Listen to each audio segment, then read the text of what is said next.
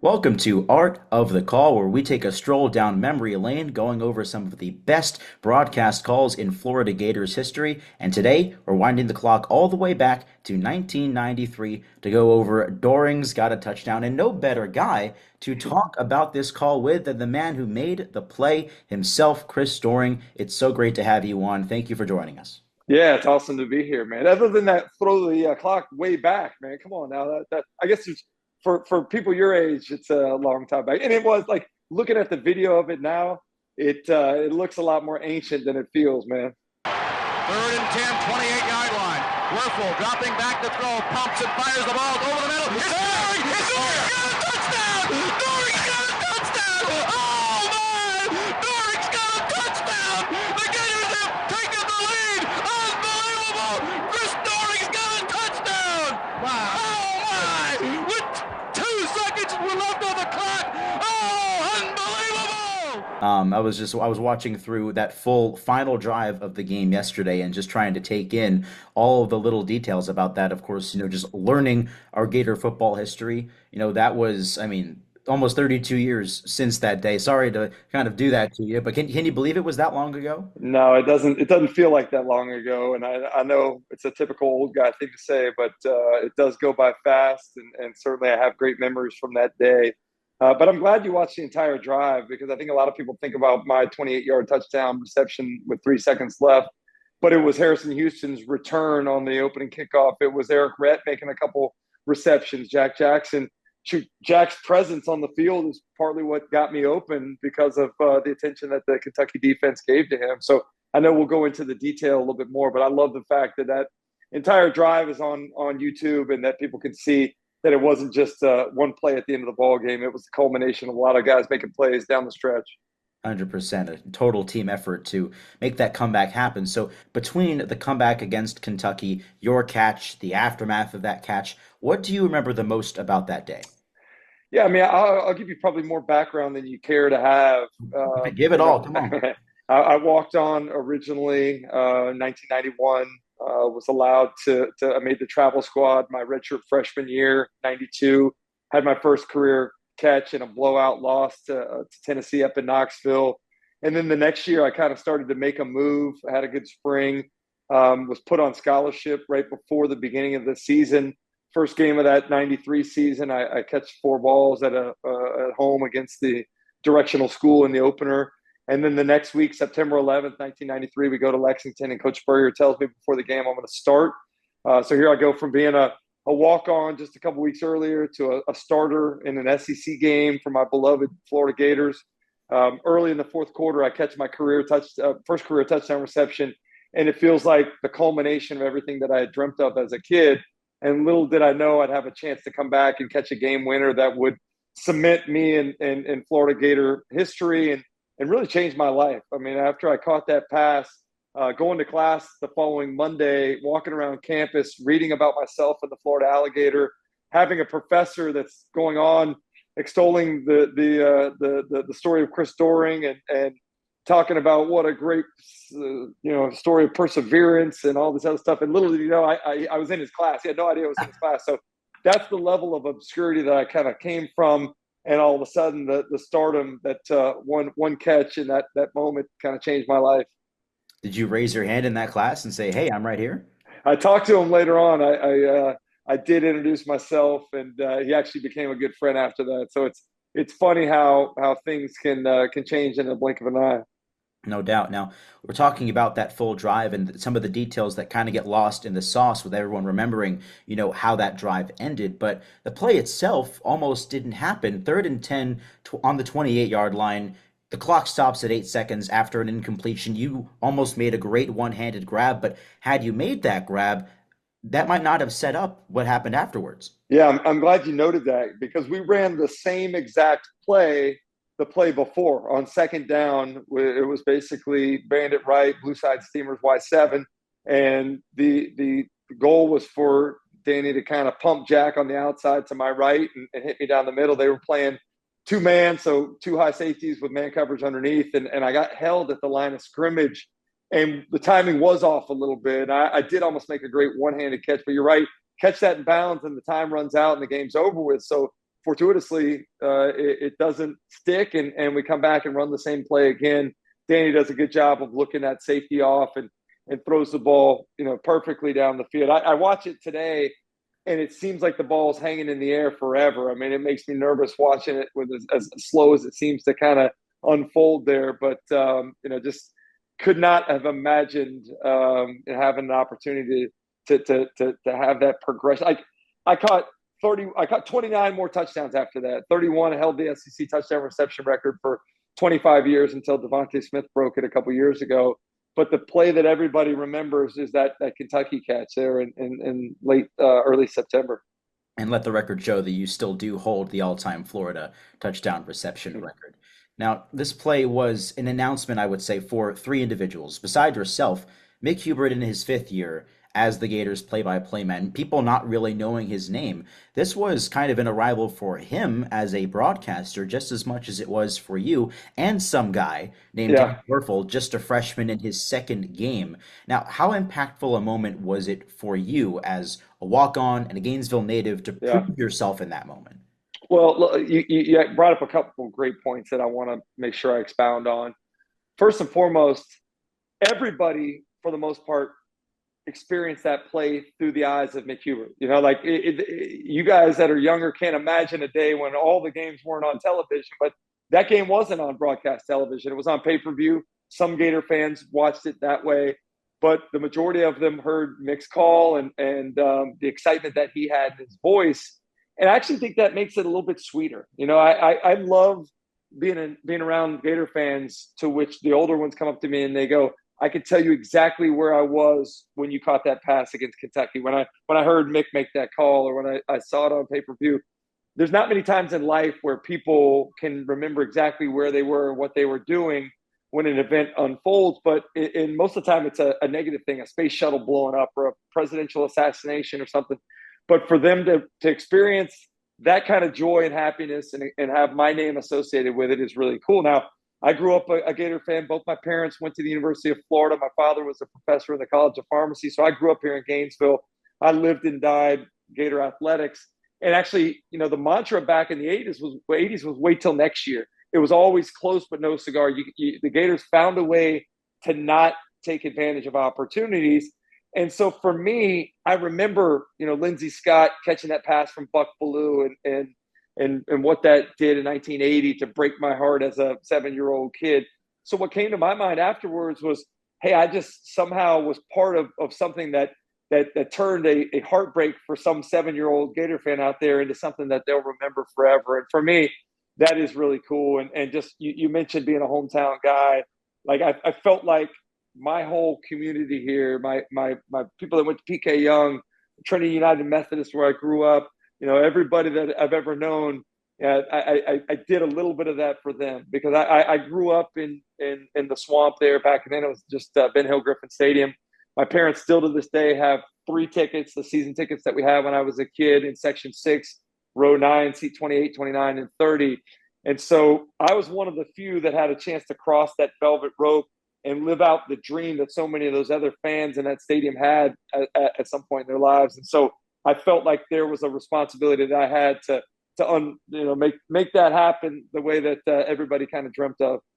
It's really amazing that you can remember the specific section, row, seat, everything. Those memories are, that's something that you obviously will have with you forever. Now, that play sparked, it was just the start of a Heisman career for Danny Werfel and a record-setting career for you. So what was it like to watch both of you take those next steps forward in your respective games after that day in Lexington?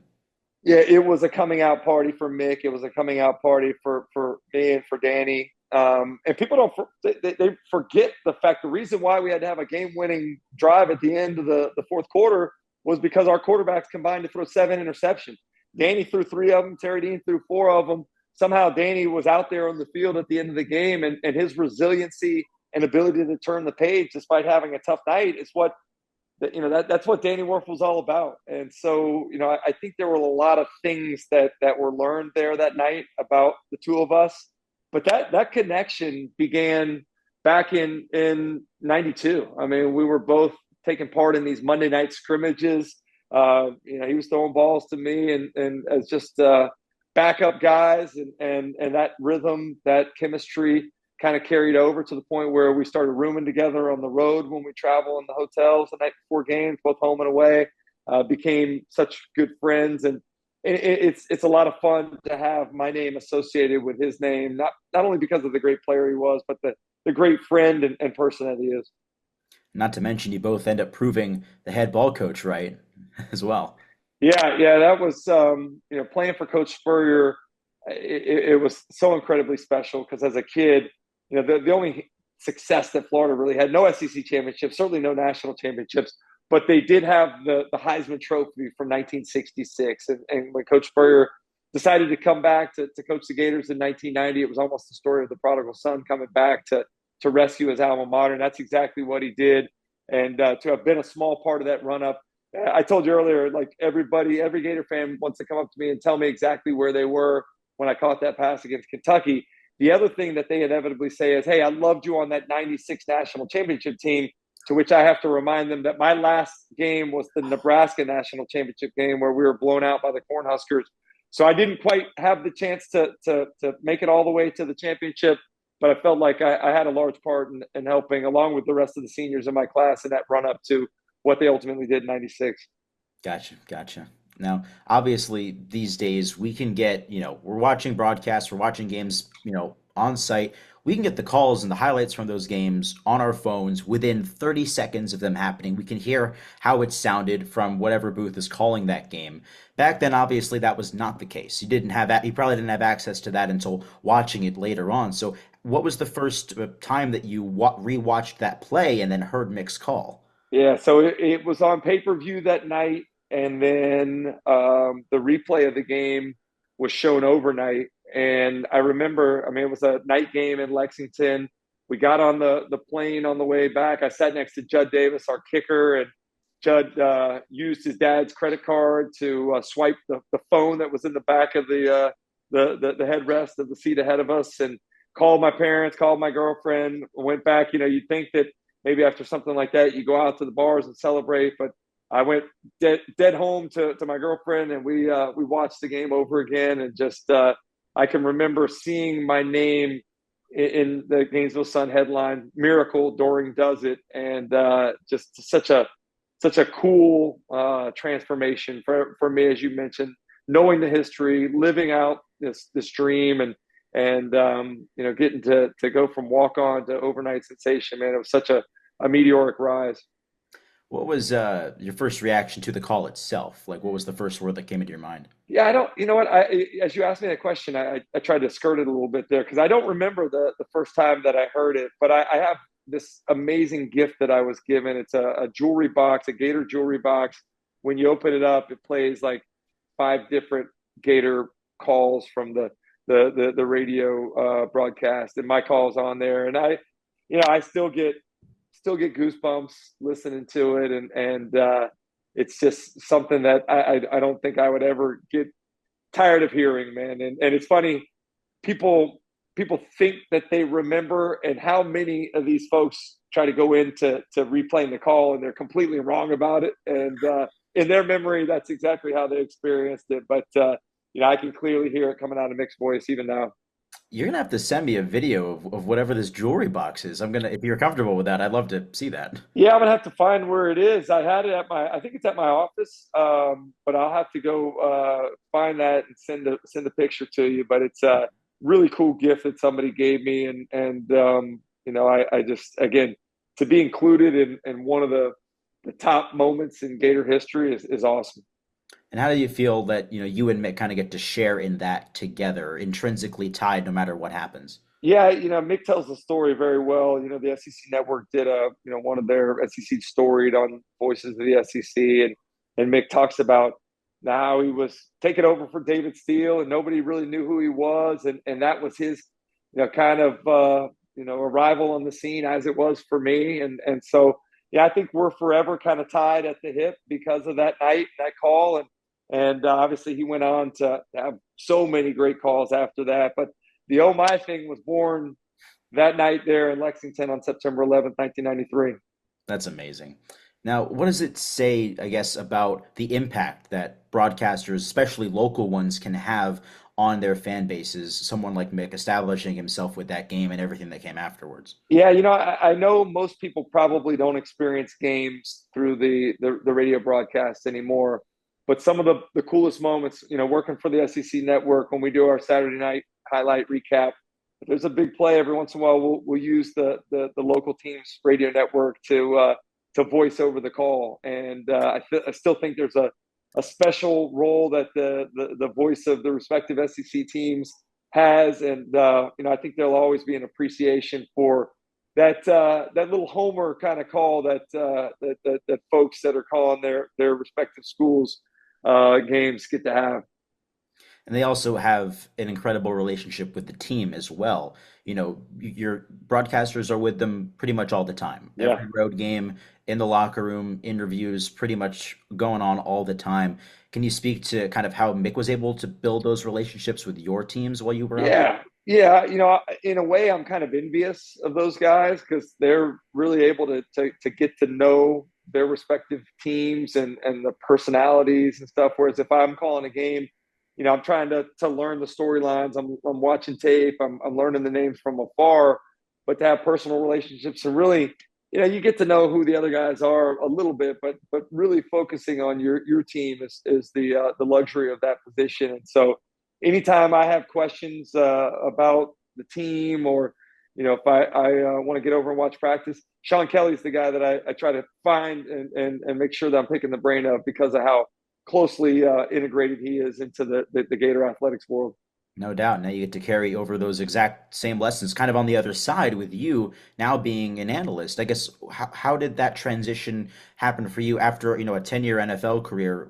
How did you go about making that jump from the athlete to the broadcaster? Yeah, I mean, I keep talking about this dream come true for me, but when I was 5 years old, I remember I want to play for the Gators and I want to play in the NFL. And the blessing was that I got to do that. The curse was that I got to do that. And it's over with by the time you're 32 or 33 years old. So trying to find what next in life that's going to provide that same sort of motivation and passion is tough. And so for a while, it's kind of figuring things out, doing some local radio.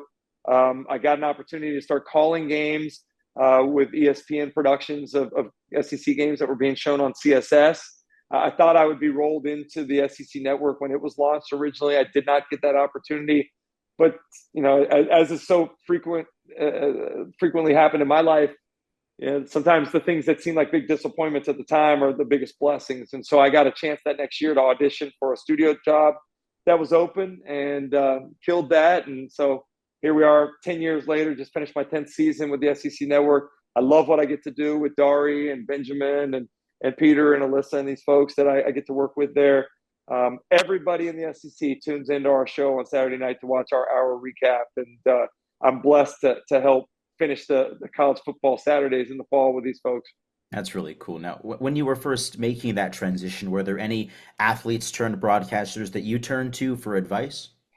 I grew up a huge Chris Collinsworth fan, so he was one that I tried to emulate as a player, and obviously have kind of followed in his footsteps in the broadcasting world.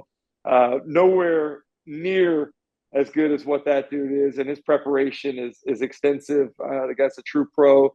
I've always enjoyed Kirk Herbstreit as well. Todd Blackledge is one that I reached out to, and he generously gave his time to kind of take me through his preparation. So there's a lot of folks that you have to kind of owe some credit to along the way. But I go back. I knew when I was at Florida. You and I probably share we will share a journalism degree. I imagine I have a telecom degree.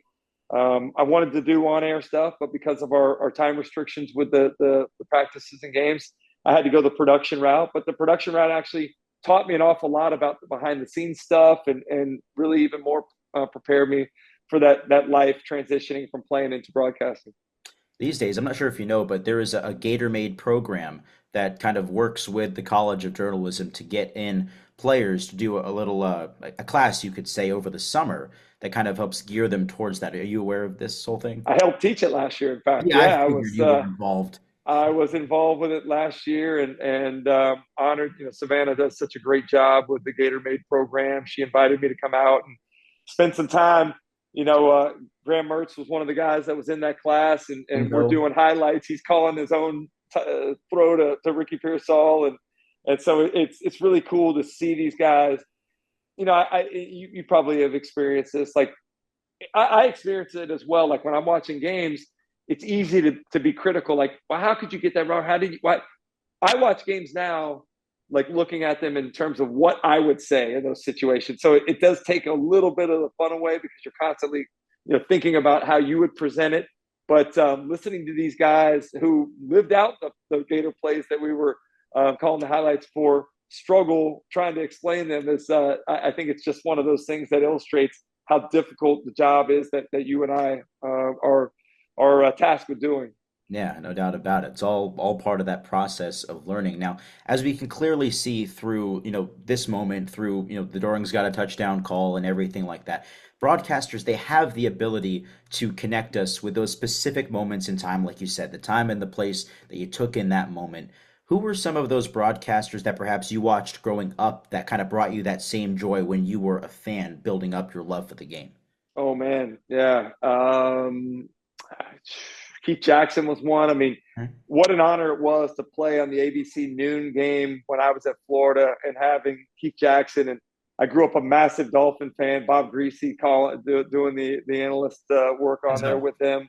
That was awesome. I've always been a fan of Chris Fowler. Chris was young in his career, and they just started going out on the road with game day. I remember my senior year in '95, getting a chance after we beat Florida State to sit on set with those guys after the game, and got a chance to go out to the swamp with them that night. It just really cool to watch the careers of those guys kind of ascend to where they're the best in the business. no doubt. You talked about kind of the relationship that, broadcasters have, with their analysts a little bit. For you, you've had the chance to do multiple roles, being a color commentator or a studio host where you're analyzing plays, games, highlights, everything. So what traits do you see in broadcasters, be it play-by-play guys or main studio hosts, that bring out the best in you as the analyst, regardless of where you're at? Yeah, man, I think it's a craft, and with any craft, you have to kind of learn the nuances of it. And the biggest thing that I learned along the way was trying to let my own personality come through. It's easy to watch and say I want to do it like that guy does it, but that's not authentic. And I think viewers can sense authenticity. So finding a way to allow your personality to come through was maybe one of the most challenging things for me in the beginning of my career. Yeah, the other thing that's very difficult when you're talking about television, I also do radio, and so radio is a little more long form. You get a chance to be expansive with your thoughts. Television is all about concise little sound bites, the way that you can make a point and provide the details to back that point up. The presentation of that. Sometimes I find myself, if I try to go too long, I'm start stumbling on words and stuff. So I think over the years you figure out how to make points that you're interested in relaying, and doing it in a concise manner that's clear and understandable to the lowest common denominator of the viewership. No doubt, no doubt. I really appreciate the time, by the way. I just have one more. Your go-to piece of advice for young broadcasters like myself, not exactly an athletic background here, but also for those who are athletes, especially, Gator football players who perhaps are looking to follow in your footsteps, in the realm that you've gone to go Yeah. from athlete to broadcaster. What's the one thing you like to tell them? Be prepared, man. I know that's like the Cub Scout or Boy Scout motto, but for athletes, it's very similar. You figure out the game plan installation early in the week. You rep it over and over again. You're watching film. You're talking with your teammates about what you're going to do if you see different looks. I can tell you this, man. Over my 10 years with the SEC Network, there have been times during the week that I've prepared extensively, and times where I've maybe not had as much time because I've had some other obligations. Going on the air when you feel unprepared is not a confident feeling. So it's just like taking a test in college. The more you study, the more you're able to go in there and feel confident about taking that thing down easily. And so I've learned, I know what it takes. I know the work that goes into it. I'm on Fridays and Saturdays on SEC Now. I do a Monday show as well with the SEC Network. But I'm not paid for Friday, Saturday, and Monday. I'm paid for, Sunday. I'm paid for Monday, Tuesday, Wednesday, Thursday. The prep that goes into it to be ready for what I do when I get the chance for that red light to come on is really what it's all about. No doubt. Wise words from a man of many talents, Chris Doering. I really appreciate you doing this. I appreciate you, man. You did a great job, and I appreciate you showing up prepared and doing your homework. Clearly, you were extensively researching the story of Chris Doering. So I appreciate your preparedness. Hey, as much as I can, my friend. Yeah, that was fun, man. Thanks for having me. This has been the Art of the Call.